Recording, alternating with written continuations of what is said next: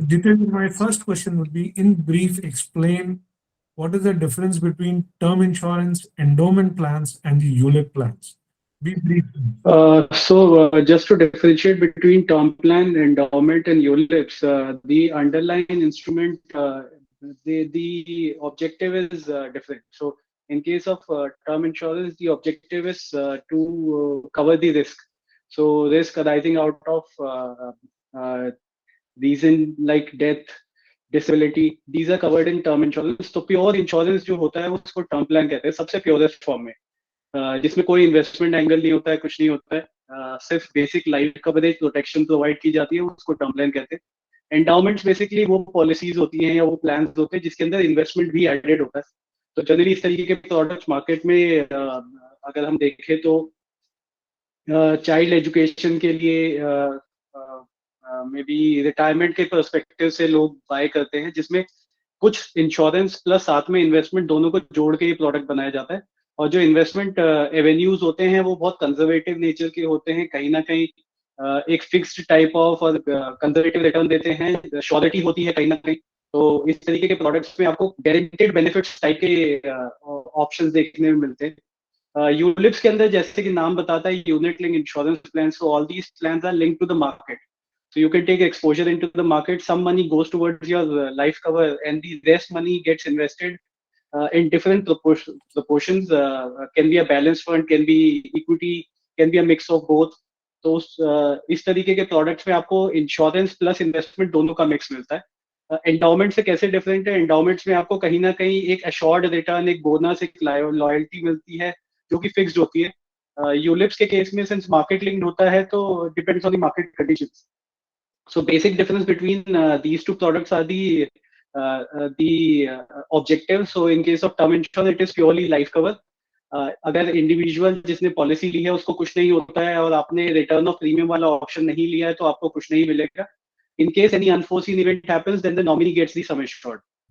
Endowment के case में अगर कोई अनफोर्सीन इवेंट होती है तो जितना लाइफ कवर होगा वो मिल जाएगा. अगर अनफोर्सीन इवेंट नहीं होती है, आप मेच्योरिटी तक उसको सस्टेन कर पाते पॉलिसी को, तो जितना आपने एक्यूमुलेट किया है, आपका सम एश्योर्ड प्लस आपकी लॉयल्टी एडिशन और बोनसेस, वो सारा आपको at the time of maturity मिल जाता है.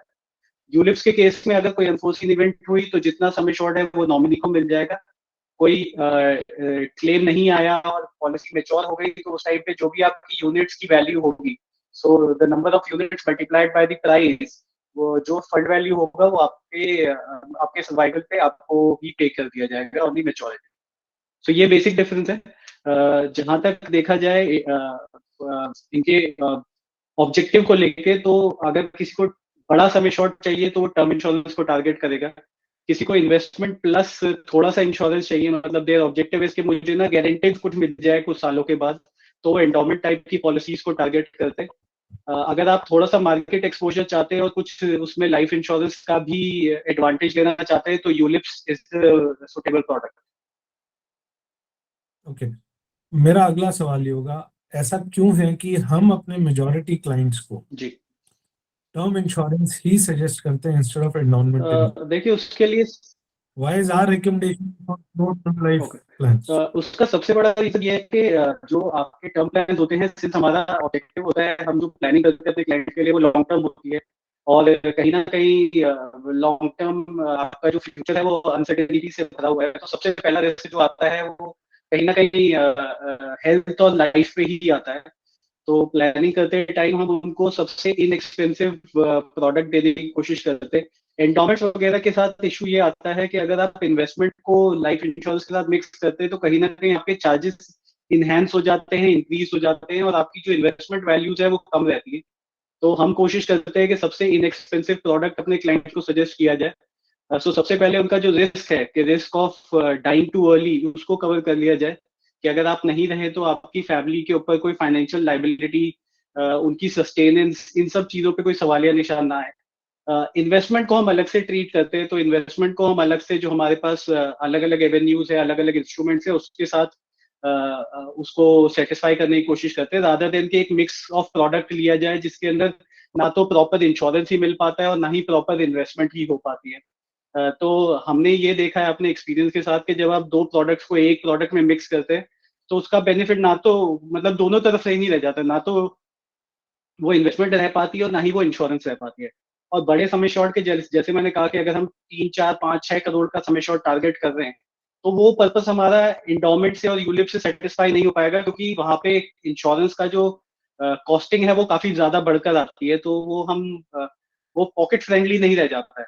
सो आइडिया है इसके कम से कम कॉस्ट के अंदर अच्छे से अच्छा कवरेज दिया जाए, जिससे कि हमारा इन्वेस्टमेंट अलग से हम टारगेट करके अलग पोर्टफोलियोज बना के अपने मीडियम और लॉन्ग टर्म गोल्स को कहीं ना कहीं प्रोटेक्ट करते हुए पोर्टफोलियोज को सस्टेन कर पाए लंबे टाइम के लिए। एक्सेलेंट। सो मैं अगर आपकी बात को सही समझाऊं तो वो ये जी है कि टर्म इंश्योरेंस से हमें एक ऐसा इनएक्सपेंसिव तरीका मिलता है जिससे हम एडिक्वेट इंश्योरेंस ले सकते हैं, जी और जो हमारी इन्वेस्टमेंट नीड्स है वो हम बाकी प्रोडक्ट से पूरा कर बिल्कुल। सकते हैं। तो हम लोग जनरली उसको मिक्स नहीं एक्सीलेंट। करते, इंश्योरेंस को सेपरेट रखते हैं, इन्वेस्टमेंट को सेपरेट रखते हैं, क्योंकि दोनों की आइडियोलॉजीज, दोनों के ऑब्जेक्टिव डिफरेंट है। और दोनों प्रोडक्ट को मर्ज करने से कहीं ना कहीं कॉस्ट बढ़ती है, इन्वेस्टमेंट वैल्यूज रिड्यूस होती हैं और कॉम्प्लिकेट हो जाती है चीजें। तो कॉम्प्लिकेट ना करते हुए इंश्योरेंस को इंश्योरेंस से सेटिस्फाई किया जाता है, उससे सेट ऑफ किया जाता है, उसके लिए अलग प्रोविजनिंग की जाती है, और इन्वेस्टमेंट को इन्वेस्टमेंट एवेन्यूज और इंस्ट्रूमेंट से कहीं ना कहीं अचीव किया जाता है, जो अपने मीडियम और लॉन्ग टर्म गोल्स हैं उनके लिए। समझ गया। अब आप टर्म इंश्योरेंस में ये बजाज एलियंस का स्मार्ट प्रोटेक्ट प्लान गोल क्यों रेकमेंड कर रहे हैं? देखिए इसके इसके क्या विशेष? पहली चीज तो बजाज एज अ ब्रांड है, मतलब मुझे नहीं लगता है कि आज की डेट में अगर मैं बजाज का नाम लूँ तो कोई ऐसा हो इंडिविजुअल फैमिली या कोई भी ऐसा होगा जिसको ये नहीं पता होगा कि बजाज कौन सा ग्रुप है, क्या करता है। उसके अलावा बहुत सारे टेक्निकल रीजंस भी हैं। एक मेजर रीजन जिसपे कहीं ना कहीं हमारा सबका फोकस रहता है वो कॉस्ट। तो अगर इसके पीयर ग्रुप से या जो इसके कॉम्पिटिटर्स हैं उनसे इनको कंपेयर किया जाए, तो सर्टेन एज ग्रुप्स के लिए इनका प्रीमियम बड़ा ही कॉस्ट इफेक्टिव आता है। तो एक वो भी बहुत रीजन है, बड़ा रीजन है कि affordability is a major concern for everyone, and this product somehow satisfy that. तो अगर इनका कॉम्पिटिटर अगर मान लीजिए 20,000 का प्रीमियम चार्ज कर रहा है, तो हो सकता है सेम एज ग्रुप के लिए ये उससे 10-15% डिस्काउंट में मिल जाए। ऐसा जनरली देखा गया है कि कोई भी प्रोडक्ट हर किसी को सुटेबल नहीं होता है, बट कुछ स्पेसिफिक एज ग्रुप के लिए कुछ कंपनीज का प्रीमियम या कुछ कंपनीज के प्रोडक्ट बहुत ही एफिशिएंटली काम करते हैं।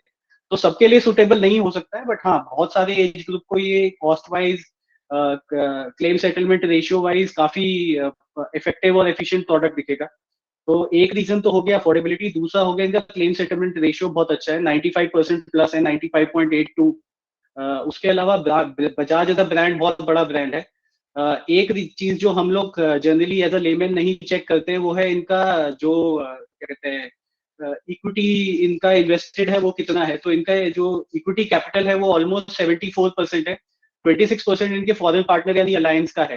तो जहाँ काफी कंपनीज में ऑलमोस्ट 49% तक फॉरेन कंपनीज इन्वॉल्व होती हैं बिजनेस के अंदर, इसके अंदर फॉरेन कंपनी का सिर्फ स्टेक 26% है, 74% बजाज का स्टेक है, विच गिव्स अ कॉन्फिडेंस कि इंडियन कंपनी का स्टेक ज्यादा होने की वजह से कंपनी कहीं जाएगी नहीं, स्टेबल रहेगी, और डिसीजन मेकिंग पावर कहीं ना कहीं इंडियन कंपनी के हाथ में। तो क्लेम सेटलमेंट वगैरह काफी इजीली और प्रॉपरली हो जाता है। तो ये कुछ रीजन है जिसकी वजह से बजाज मेरे को पर्सनली भी पसंद है। काफी सारे क्लाइंट्स के लिए हम लोगों ने जब कंपैरेटिव करके निकाला है, तो बजाज बहुत कॉस्ट एफिशिएंट और सुटेबल निकल कर आया है। सो मतलब अच्छा brand, cost effective and a robust claim settlement ratio absolutely with a majority stake with the Indian insurance partner. Right. So 74% Bajaj का स्टेक है, 26% इज अलायंस। राइट, तो ये आपके रीजंस हैं जिनको मैंने वो किया है। मुझे एक बात बताएं, एक मान लीजिए मैंने आज एक 20 साल के लिए टर्म इंश्योरेंस प्लान जी लिया। मेरी उम्र 45 साल है। मैंने सोचा कि मेरे को अगले 10 साल 20 साल के लिए चाहिए होगा कि मेरे बच्चे जब तक बड़े हों या और मेरी लाइबिलिटीज हाँ पूरी जी हों। बट 10-12 साल बाद मेरा बच्चा जो है वो बड़ा होके और एक ऐसी जगह कमाने चला जाता है, या मतलब उसकी वो लाइबिलिटी जी मेरी तरफ कम हो जाती है, या मेरे जी को वो लाइबिलिटी की जरूरत नहीं है। तो अगर मैं 12 साल बाद इस इंश्योरेंस का प्रीमियम पे करना बंद कर दूं, तो मुझ पे उसका क्या देखिए, इम्पैक्ट है? इस पे डिपेंड करता है कि आपने उसमें कोई मैच्योरिटी बेनिफिट तो नहीं डाला है। तो जनरली टर्म इंश्योरेंस में 2 तरीके के टर्म इंश्योरेंस होते हैं। वन विदाउट मैच्योरिटी, जिसमें आपको मैच्योरिटी पे कुछ नहीं मिलेगा। दूसरा होता है रिटर्न ऑफ प्रीमियम ऑप्शन, जहाँ पे पॉलिसी के एंड में कंपनी आपके जितने आपने प्रीमियम्स पे किए हैं वो आपको वापस कर देती है। उसके लिए वो थोड़ा-सा प्रीमियम ज़्यादा चार्ज करती है।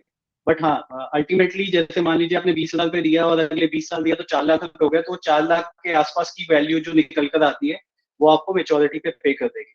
तो अगर मान लीजिए आपने नो रिटर्न ऑफ प्रीमियम वाला ऑप्शन लिया है, तो आपके ऊपर कोई इसका कोई भी रिपरकशन, कोई इम्पैक्ट नहीं है अगर आप पॉलिसी को बंद कर देते हैं इंटरिम में कभी भी। आप प्रीमियम पे करना बंद कर दो, पॉलिसी लैप्स हो जाएगी, पॉलिसी बंद हो जाएगी। जो उसकी कवरेजेस थे वो स्टॉप हो जाएंगे। तो अगर आपके पॉलिसी के प्रीमियम देने के बाद कुछ भी होता है अनफोर्सीन, तो कोई क्लेम आपके नॉमिनी को नहीं मिलेगा। बट अगर मान लीजिए आपने रिटर्न ऑफ प्रीमियम वाला ऑप्शन लिया है और आप उसे इंटरिम में बंद कर देते हैं, आप बीच में उसको छोड़ देते हैं पॉलिसी का प्रीमियम पे करना, तो आपकी पॉलिसी लैप्स हो जाएगी, आपकी जो कवरेज है वो बंद हो जाएगी, और जो भी उसका उस टाइम पे सरेंडर वैल्यू बन रहा होगा वो आप उनसे वापस ले सकते हैं। ओके, सो मान लीजिए मैंने एक वो बिल्कुल plane vanilla term insurance plan लिया है, जिसमें ना ही तो मैंने कोई प्रीमियम वापस का लिया है ना कुछ भी नहीं, तो जी मैं जब चाहे बंद कर सकता हूँ? जी बिल्कुल। अगर मेरी उस वक्त कोई लाइबिलिटीज नहीं है, सो हाँ जी। कोई जरूरी नहीं है कि मैं उसको फुल टर्म तक रन करूं और आगे भी प्रीमियम दूं, ऐसा कोई मेरे पे नहीं, लीगल या फाइनेंशियल ऑब्लिगेशन नहीं है? नहीं कोई ऑब्लिगेशन नहीं है। आप जैसे ही प्रीमियम पे करना बंद करेंगे, उसके 6 महीने के बाद पॉलिसी लैप्स में चली जाएगी और बंद हो जाएगी अपने आप ऑटोमेटिकली। कंपनी ज़रूर आपको ओके, रिमाइंड करती रहेगी कि आपकी पॉलिसी लैप्स हो रही है, प्रीमियम पे कर दीजिए, बट अगर आप नहीं चाहते हैं तो आप मत करिए, तो पॉलिसी बंद हो जाएगी। ऐसा है, आपके ऊपर कोई इसका कोई ऑब्लिगेशन नहीं है आपके ऊपर इसके। आप कभी भी बंद कर सकते हैं। ओके। हालांकि आपने जरूर ये कहा कि ये एक प्लान अच्छा प्लान है, बजाज एक अच्छा ब्रांड है, मैं इस जी। बात को डिनाई नहीं कर रहा हूँ। फिर भी एज अ बायर अगर मैं और इसके पीयर कंपैरिजन करना चाहूँ, तो क्या मुझे 3-4 और plan with their companies and names, can you tell me that कि ये भी एक एक कंपेरेबल प्लान है? देखिए, जनरली अगर हम बात करें टर्म इंश्योरेंस की, तो हमारे जहन में जो बड़े नाम आते हैं वो आते हैं एचडीएफसी, आईसीआईसीआई, कोटक, एलआईसी। तो अगर आप इन कंपनीज के साथ इसको कंपेयर करेंगे, तो मैं आपको एक बेसिक सा नंबर देने की कोशिश करता हूँ। मान लीजिए कोई 40 साल का मेल है जो नॉन स्मोकर है, वो 20 साल के लिए पॉलिसी लेता है 1 करोड़ की। तो बजाज का प्रीमियम आता है तकरीबन 18,454 रुपए। वहीं अगर आप एचडीएफसी से सेम प्लान लेते हैं 1 करोड़ की पॉलिसी 20 साल के लिए, और नॉन स्मोकर प्लान है, उसमें आपका प्रीमियम आता है तकरीबन 23,006 रुपए। तो आप देख सकते हैं डिफरेंस आ गया, तकरीबन 18,400 से 23,000 हो गया। वहीं आईसीआईसी का प्रीमियम आता है तकरीबन 22,074 रुपए के आसपास, 22,074। कोटक इज रफली अराउंड 23,300 समथिंग, मतलब ऑलमोस्ट 3 से 4 हजार रुपए का फर्क आ जाता है किसी और कंपनी के साथ। और अगर क्लेम सेटलमेंट में देखें, तो क्लेम सेटलमेंट में ज्यादा फर्क नहीं है। इनका 95.8% है, एचडीएफसी 97.6, आईसीआईसी 97.8। तो 1-1.5% का ही फर्क आता है क्लेम सेटलमेंट में, बट प्रीमियम के अंदर ऑलमोस्ट 4 से 5 हजार रुपए का फर्क आ जाता है। तो उस हिसाब से अगर अगर किसी का ऑब्जेक्टिव है कि मुझे सस्ता और अच्छा प्रोडक्ट चाहिए जिसमें मेरी क्लेम सेटलमेंट रेशियो भी अच्छी है, ब्रांड भी अच्छा है, मुझे कवरेज भी अच्छी मिल रही है, और कहीं ना कहीं प्लान के अंदर सारी चीजें हैं जो मुझे चाहिए, सारे तरीके के राइडर अवेलेबल हैं, हर तरीके की मतलब चीजों को वो कवर कर रहे हैं, तो बजाज एक अच्छा ऑप्शन है। और अगर आप इनके ओवरऑल बिजनेस को देखेंगे कि ये कितना प्रीमियम एक्यूमुलेट कर पा रहे हैं मार्केट से और कितनी इनकी सॉल्वेंसी रेशियो है, तो ये बहुत सारी चीजें हैं जो हम लोग जनरली जब अपने क्लाइंट्स को सजेस्ट करते हैं, तो हम सिर्फ प्रीमियम और क्लेम सेटलमेंट नहीं देखते, हम उसके अलावा बाकी चीजें भी देखते हैं कि इनका अपना स्टेक कितना है बिजनेस के अंदर, इनकी अंडर राइटिंग कितना हो रहा है, प्रीमियम कितना ये साल दर साल बढ़ा के जा रहे हैं इनका बिजनेस, या नीचे की तरफ जा रहा है। प्रीमियम बढ़ने चाहिए इनके आइडियली अगर बिजनेस अच्छा कर रहा है। सॉल्वेंसी रेशियो कितना है, सॉल्वेंसी का मतलब हो गया कि इनकी जितना पैसा इन्होंने वापस पे करना है इस क्लेम, उसके एवज में इनके पास एसेट्स कितने रखे हुए हैं, तो क्या इनकी पेइंग कैपेसिटी है। इन सब चीजों को अगर नोटिस करें और इवेल्युएट करें, तो कहीं ना कहीं बजाज एक बहुत अच्छा ऑप्शन निकल कर आता है। तो उस वजह से मैं अगर कहूंगा, जैसे आपने पूछा पीयर ग्रुप में, तो H D F C, ICICI, Kotak है, बट थोड़े से महंगे हो जाते हैं। सबके अपने अपने फीचर्स हैं, सबके अपने एडवांटेजेस हैं, बट अगर किसी का ऑब्जेक्टिव है कि मुझे अच्छा और इकोनॉमिकल प्लान, अफोर्डेबल प्लान चाहिए जहाँ पे क्लेम सेटलमेंट भी अच्छा हो, तो बजाज एक अच्छा ऑप्शन हो सकता है उनके लिए। ओके, सो बजाज आपके हिसाब से मोस्ट कॉस्ट इफेक्टिव है, उसके अलावा पीयर ग्रुप में आईसीआईसीआई, एचडीएफसी, कोटक भी कंपेरेबल जी प्रोडक्ट्स देते हैं। जो मुझे आपकी बात समझ आई वो ये है कि मैं 1 करोड़ का कवर, अगर मेरी जी 40 साल की उम्र है, तो मैं लगभग 18,500 रुपए के आसपास जी में सालाना, मतलब महीने का लगभग 1,500 रुपए खर्चा करके मैं अपने परिवार के लिए एक इस तरह का कवर उपलब्ध हाँ करा जी सकता हूँ। बिल्कुल। इसी बातचीत में आपने एक शब्द यूज किया, राइडर्स। क्या आप एक बार उस पर टच करेंगे कि ये राइडर्स क्या है, what is riders? Sir mainly जो राइडर्स होते हैं, एक्सीडेंटल राइडर होता है, जिसमें accidental rider plus accidental disability rider होता है। मतलब ये एक ही राइडर के दो पहलू हैं। एक्सीडेंटल डेथ राइडर में होता है बेसिकली कि अगर एक्सीडेंट की वजह से डेथ होती है और आपने एक्सीडेंटल डेथ राइडर लिया है, मतलब पॉलिसी होल्डर ने लिया है, तो आपको आपका बेसिक सम एश्योर्ड यानी 1 करोड़ रुपए का जो सम एश्योर्ड लिया, और मान लीजिए आपने 25 लाख का एक्सीडेंटल राइडर लिया था डेथ बेनिफिट वाला, तो आपके नॉमिनी को 1 करोड़ प्लस 25 लाख यानी 1 करोड़ 25 लाख रुपए की पेमेंट होगी। दूसरा ये भी हो सकता है कि अगर आपने एक्सीडेंटल डिसेबिलिटी राइडर लिया है और एक्सीडेंट की वजह से डेथ ना होकर डिसेबिलिटी हो गई है, तो पॉलिसी चलती रहेगी। डिसेबिलिटी के जो आपने 25 लाख का सम एश्योर्ड लिया था वो आपके नॉमिनी मतलब आपको पॉलिसी होल्डर को पे कर दिया जाएगा और आपकी पॉलिसी कंटिन्यूटी में चलती रहेगी। एक और बड़ा राइडर जो लोग जनरली प्रेफर करते हैं वो है क्रिटिकल इलनेस राइडर। तो इनकी एक लिस्ट ऑफ क्रिटिकल इलनेसेस हैं जिसमें आपको मतलब it is sure that the policy holder will sustain life will sustain for a certain period. तो अगर वो इलनेस डायग्नोज होती है तो पॉलिसी बंद हो जाती है और वो पैसा जो सम एश्योर्ड है क्रिटिकल इलनेस का वो पॉलिसी होल्डर को पे कर दिया जाता है। और जैसी डेथ होती है, जब भी होती है, तो जो मेन सम एश्योर्ड है वो नॉमिनी को पे कर दिया जाता है। तो बेसिकली मेन 3 राइडर ही होते हैं, accidental death rider, accidental disability rider और क्रिटिकल इलनेस राइडर। तो ये तीनों ही राइडर्स के अंदर अवेलेबल है। साथ में अगर आप वेवर ऑफ प्रीमियम लेते हैं तो इन तीनों में से कुछ भी होगा। वेवर ऑफ प्रीमियम आपने लिया है जिसकी कॉस्ट बड़ी छोटी सी आती है, 300-400 रुपए आती है साल की, तो इन तीनों में से किसी भी एक इवेंट के होने पर आपके प्रीमियम फ्यूचर वेव ऑफ हो जाते हैं। तो इसको मैं थोड़ा सा एक्सप्लेन करने की कोशिश करता हूँ। मान लीजिए किसी ने एक्सीडेंटल डिसेबिलिटी राइडर लिया या क्रिटिकल इलनेस राइडर लिया, साथ में उसका वेवर ऑफ प्रीमियम ले लिया, डब्ल्यूओपी इसको बोला जाता है, डब्ल्यूओपी। तो क्रिटिकल इलनेस डायग्नोस हुई, आइडियली पॉलिसी चल रही है क्योंकि अभी तक डेथ नहीं हुई है। बट अगर आपने वेवर ऑफ प्रीमियम लिया और आप डिक्लेयर कर देते कि हाँ मेरे को ये क्रिटिकल इलनेस डायग्नोस हो गई है, तो कंपनी अपने फ्यूचर प्रीमियम्स वेव ऑफ कर देती है और आपकी पॉलिसी चलती रहेगी तब तक की जब तक कोई टर्मिनल मतलब इवेंट नहीं आ जाता है, डेथ नहीं हो जाती है पॉलिसी होल्डर की, तब तक पॉलिसी चलती रहेगी बिना किसी प्रीमियम के देने पर। सिमिलरली एक्सीडेंटल डिसेबिलिटी के केस में भी ऐसी होता है। अगर डिसेबिलिटी हो गई और आपने वेवर ऑफ प्रीमियम लिया है तो पॉलिसी के फ्यूचर प्रीमियम्स वेव ऑफ कर दिए जाते हैं, पॉलिसी चलती रहेगी। और जब भी वो इवेंट होगी, डेथ होती है आगे चल के किसी भी रीजन से, तो आपका पॉलिसी जो सम एश्योर्ड है वो नॉमिनी को पे कर दिया जाता है। ओके, ठीक है। जितेंद्र, मैं जो समझा कि इसमें राइडर्स अवेलेबल हैं, जी जो कि एक थोड़ा सा और प्रीमियम में कुछ एक्स्ट्रा पे करके राइडर्स ऐड ऑन किए जा सकते हैं, जिससे कि जो इंश्योरेंस कवर है वो और रोबस्ट बनाया जा सकता है। प्लस साथ ही उसके अंदर एक वेवर ऑफ प्रीमियम की एक बहुत छोटे से एक्स्ट्रा पेमेंट पर वो भी एक सुविधा उपलब्ध जी। अवेलेबल है इन दिस पर्टिकुलर प्लान। सबसे आखिरी सवाल ये है कि अब आपसे क्यों खरीदें भाई, ऐसा क्या है?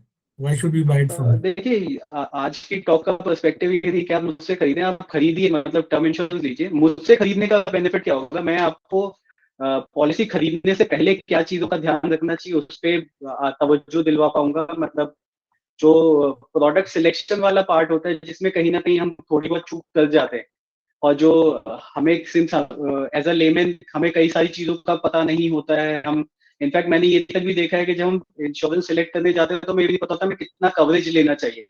तो उन सब चीजों में प्रोडक्ट तक आने से पहले का जो काम है वो करने में हम आपकी मदद करते हैं, सबसे पहली चीज। उसके बाद जब प्रोडक्ट ले लिया है या इंश्योरेंस ले ली गई है, उसके बाद में जब आफ्टर सेल सर्विसेज की बात आती है कि कुछ ऐसे चेंजेस हैं कि आपको पॉलिसी में कुछ चेंज कराना है, नॉमिनी एडिशन करना है, नॉमिनी हटाना है, या फिर मान लीजिए आगे चल के क्लेम ही आ गया। अब पिछले 2 साल में हम लोगों ने काफी सारे अपने क्लाइंट्स के क्लेम सेटल कराए। कोविड की वजह से अनफोर्चुन इवेंट्स हुई, तो टर्म इंश्योरेंस के जो क्लेम आए थे उसमें हमने अपने क्लाइंट्स की पूरी हैंड होल्डिंग की और उनको कहीं जाए बगैर ही उनपे, सिंस वो ऐसा एक टाइम था जहाँ पे मतलब इमोशनल टर्माइल होता है, तो इंसान पैसे का नहीं सोचता है, तो वो प्रोसेस कहीं ना कहीं हमने अपने हाथ में रखा। हमने उनके पेपर वर्क में मदद करी, हमने उनको क्लेम वगैरह में अगर कहीं भी कोई दिक्कत आ रही थी तो उसको कंप्लीट कराने में उनका साथ दिया। तो मेरे साथ बाय करने का सिर्फ फायदा ये होगा, एक तो मेरी एक्सपर्ट एडवाइस आपको मिलेगी सही प्रोडक्ट सेलेक्ट करने के लिए। तो यहाँ पे हम सिर्फ बजाज की बात कर रहे हैं, मेरे पास बाकी कंपनीज भी हैं, तो मैं आपको एक कंपैरेटिव एनालिसिस देके ये बता सकता हूँ कि आपके लिए कौन सा सुटेबल है। प्रोडक्ट सिलेक्शन करने के बाद उसका जो एप्लीकेशन का प्रोसेस होता है उसको सही ढंग से करना, कि कोई चीज हमारी तरफ से चूक ना रह जाए कि आगे चल के परेशानी आए आपके नॉमिनीज को या आपको ही आगे चल के। उसके बाद आगे जब आप हमारे साथ ये रिलेशनशिप बना के चलते हैं, हम आपको after sale services in terms of claim settlement everything we take care of the process. तो आपको कहीं भी किसी भी तरीके का कोई स्ट्रेस लेने की जरूरत नहीं पड़ती हमारे साथ काम करके। और सही प्रोडक्ट सही प्राइस पे और सही एडवाइस के साथ आपको हम लोग लेने में मदद कराते हैं।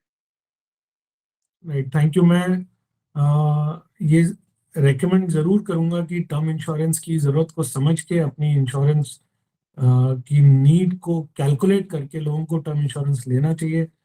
भगवान न करे ऐसी विपदा है और उस क्लेम को कभी लेने की जरूरत पड़े, बट फिर भी चूंकि जीवन बहुत ही अनसर्टेन है, तो वो प्रोटेक्शन कवर जरूर लेकर के चलना चाहिए। And thankful for your time Jitendra. मैं